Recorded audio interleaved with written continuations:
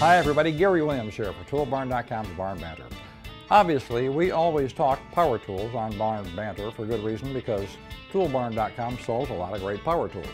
But as good as these things are, if you don't have good accessories to go with them, and I mean bits and blades, what you've got are really nice paperweights, because you gotta finish the job and buy good quality stuff.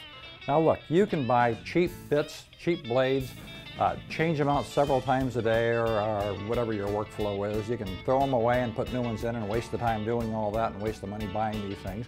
Or you can buy good quality bits and blades, and you can be really assured that these are going to be very durable and they're going to last a good long time. That's the way we think that you probably want to go, and we'll show you more on that in just a minute. We're going to show you Milwaukee's Dozer hole saw, a great tool, and you ought to have one in every work bench that you've got. Then we're going to talk to Professor Markham from ToolBarnUniversity, and she's going to explain the role of carbide in drill bits and saw blades, and why carbide is making those things a lot better. But first, we're going to show you the Makita Impact Gold driver set, and these are made for today's impact drivers, very durable. So stick around for a bit and we'll show you the whole thing.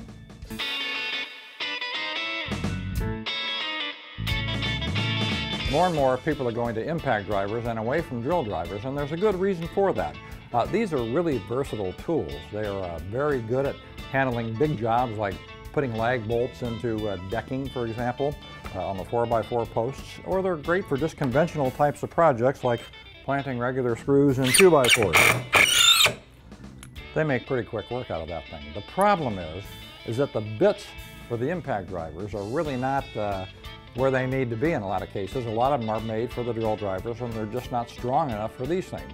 However, Makita has taken a look at that situation, and they've come up with the Impact Gold bit. Makita says these bits will last 10 times longer than the standard steel ones that we're all used to having, and that's really a good thing to know. You don't want to be changing bits all the time, and they also have a precision fit head, which means that they'll get right into the head of that screw and plant that thing without stripping it out, and that's really a big thing too. I just absolutely hate stripping the heads of screws when I'm working on stuff. So it's the Makita Impact Gold. It's a great drill bit. It lasts a long time, very durable, very effective, and by the way, it's also magnetic. And that's just an extra little thing to take a look at. We've got these on ToolBarn.com, so check it out.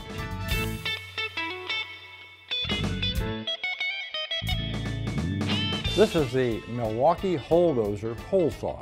And Milwaukee says it's the longest lasting hole saw on the market, and to kind of back that claim up, they will guarantee the teeth on this thing for the life of the product, and that's a pretty long guarantee. Now, obviously it's meant to cut holes in wood or PVC or metal or a variety of other materials, and we're going to give you a test here on this 2x4.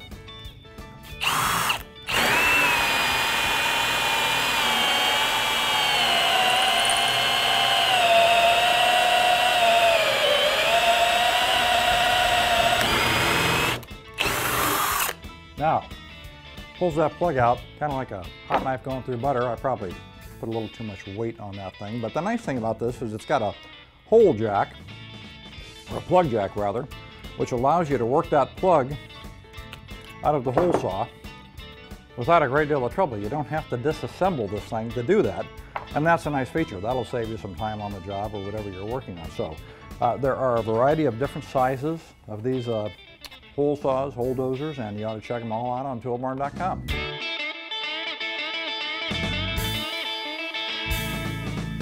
We've talked about Diablo Blades before and how they're increasingly using carbide tips on these things, on the reciprocating saw blades, and actually on other power tool accessories that they have.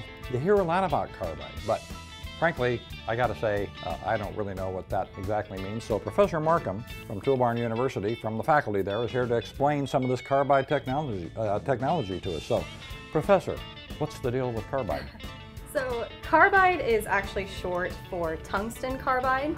It's made of equal parts tungsten and carbon atoms. Okay. It starts out as a gray powder, and then you can kind of press it into whatever shape you need. Mm-hmm. So it's used often, because it's so hard, it's used often in blades, drill bits, so basically anything with industrial machinery. So the advantage, I'm assuming then, because of its strength, is that it holds its edge, it retains its sharpness better, and it doesn't break, and lasts longer.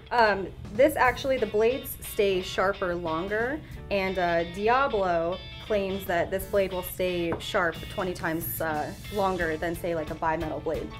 So you buy an inexpensive standard reciprocating saw blade, you can buy 20 of these, or one of those, right? Yep, and you get about the same amount of use out of it. Yep, so that's correct. we also hear a lot about bimetal when it comes to blades or drill bits or those kind of things. What is the story with bimetal? What's that involve?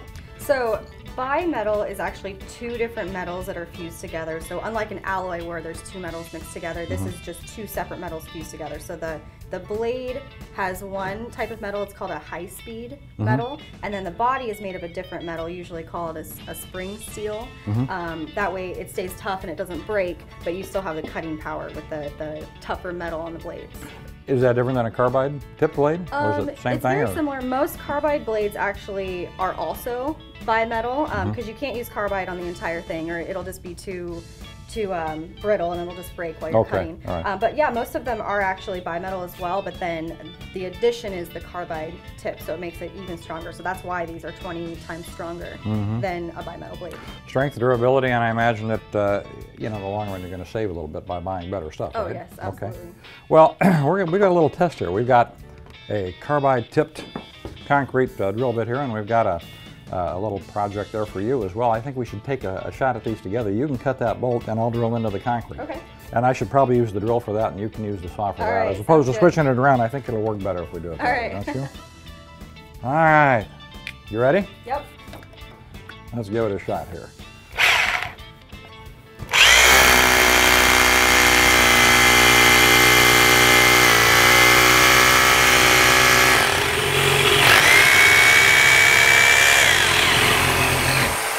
Huh. Very nice. Who all is using this carbide technology on their accessories, their bits and their blades? Actually most manufacturers are using the carbide. A lot of them have the bimetal, but they use the carbide as well, so you kind of have an option there. So Diablo, like we spoke of, they use that. Right. DeWalt, and this goes for both bits and blades, they use it in both of those. So yeah, there's a lot of manufacturers that are using them. Even, although this is a bimetal blade, MK Morse actually has carbide blades as well. And this is a new brand at Toolbarn, by the way. Yeah. So we're going to have these blades, and we'll have them in carbide tips and all those good stuff. So, thank you, Professor. We appreciate your expertise. I always thought carbide had something to do with batteries, but but it does have a lot to do with things that we use every day and that you use on the job. Look, here's the deal. It's really worth your time and your money to investigate just a little bit when you're buying accessories for your power tools. Buy good accessories, buy good bits and blades. Why have a really nice tool like this and put a piece of junk in it and try to drill with it and wind up throwing about a few of these away every day and having to replace them? Bad stuff just takes time, it takes effort, and it's a safety risk as well. It's better to cut with a sharp blade than a dull one, right? Always. So if you're looking for quality, check it out on ToolBarn.com. Thanks for being with us, and we hope you'll join us next time on Barn Banter.